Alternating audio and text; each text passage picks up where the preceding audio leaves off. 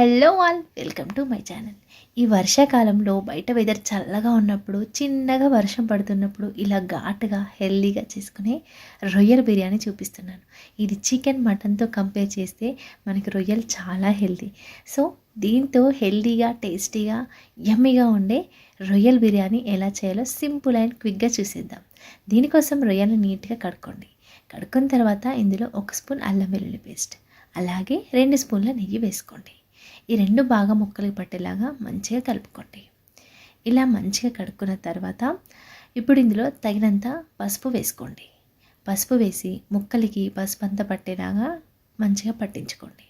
ఇప్పుడు ఇందులో whole garam masala, star అనాస పువ్వు, 3 ఇలాచి, 2 దాల్చిన చెక్క, అలాగే స్టార్ అనాస పువ్వు, సాజీరా ఇలా వీడియోలో చూపించిన అన్ని మసాలాలు వేసుకొని ఒకసారి కలుపుకోండి. ఇలా కలుపుకున్న తర్వాత మీ కారానికి తగ్గట్టుగా, మీ టేస్ట్కి తగ్గట్టుగా కారము, ఉప్పు వేసి కలుపుకోండి. ఇక్కడ నేను ఇంట్లో చేసిన మీగడతో ఉన్న పెరుగును వాడుతున్నాను. మీగడతో ఉన్న పెరుగు వేయడం వల్ల మంచి టేస్ట్ వస్తుంది, యమ్మీ టేస్ట్ వస్తుంది. ఏ బిర్యానీకైనా, చికెన్ అయినా మటన్ అయినా ఇలా మీగడతో ఉన్న పెరుగు వేసుకోండి, చాలా యమ్మీగా ఉంటుంది. అలాగే మనం తక్కువ ఆయిల్ వాడినా కూడా ఈ మీగడ నుండి వచ్చే నెయ్యి అనేది మంచి టేస్ట్ని ఇస్తుంది బిర్యానీకి. ఈ టిప్ తప్పకుండా ఒకసారి ట్రై చేయండి. ఇప్పుడు ఇందులో 1 స్పూన్ షాహీ బిర్యానీ మసాలా వేసుకున్నాను నేను. వేసుకున్న తర్వాత అడుగు మందంగా ఉన్న గిన్నెని స్టవ్ మీద పెట్టుకోండి. 2 స్పూన్ల నెయ్యి వేసుకొని, నెయ్యి వేడెక్కిన తర్వాత 2గా కట్ చేసుకున్న పచ్చిమిర్చి, సన్నగా కట్ చేసుకున్న ఉల్లిపాయలు సగం వరకు వేగాలి. అప్పుడు కొంచెం పుదీనా వేసి ఫ్రై చేసి, అల్లం వెల్లుల్లి పేస్ట్ వేసుకొని ఫ్రై చేసుకోండి. ఇప్పుడు ఇందులో పసుపు వేసుకోవాలి. అల్లం వెల్లుల్లి పేస్ట్ ఫ్రై అయిన తర్వాత పసుపు వేసి అంతా నీట్గా కలుపుకోండి. ఇప్పుడు మనం ముందుగా కలిపి పెట్టుకున్న ఈ రొయ్యలన్నీ వేసుకోండి. రొయ్యలు వేసి ఈ ఆయిల్ అంతా రొయ్యలకు పట్టేలాగా మంచిగా కలుపుకోవాలి.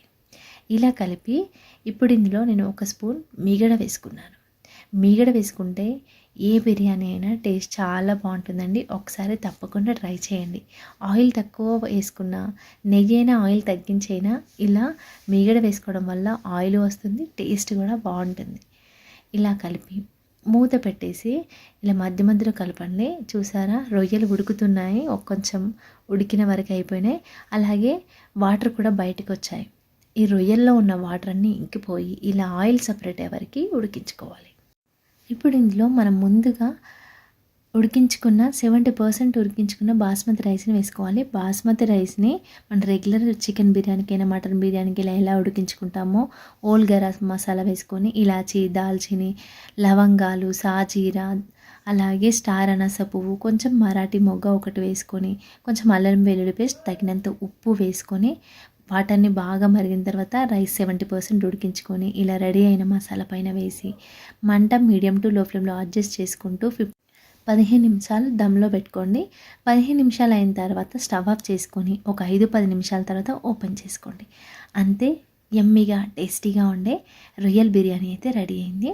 ఇందులో నేను ఫుడ్ కలర్ యూజ్ చేయలేదండి. గోరువెచ్చని నెయ్యిలో కొంచెం పసుపు వేసుకొని అది పైన వేసుకోండి. మంచి కలర్తో పాటు హెల్దీ కూడా. ఈ టిప్ కూడా మీరు బిర్యానీ చేసినప్పుడు యూజ్ చేయండి. అంతే అండి, సింపుల్గా, కలర్ఫుల్గా, హెల్దీగా ఉండే రొయ్యల బిర్యానీ అయితే రెడీ అయింది. మీకు నచ్చిందా? మీకు నచ్చితే నేను చెప్పిన విధంగా ఒకసారి ట్రై చేయండి. మీకు ఎలా వచ్చిందో నాకు కామెంట్ సెక్షన్లో చెప్పడం అస్సలు మర్చిపోవద్దు. మరిన్ని టేస్టీ అండ్ హెల్దీ రెసిపీస్ కూడా నా ఛానల్లో అప్లోడ్ చేస్తున్నాను. మీరు కూడా మీకు నచ్చితే ఒకసారి ట్రై చేసి నా ఛానల్ని సబ్స్క్రైబ్ చేసి మీ ఫ్రెండ్స్కి, రిలేటివ్స్కి షేర్ చేయండి. Thank you for watching. Please subscribe my channel. Thank you.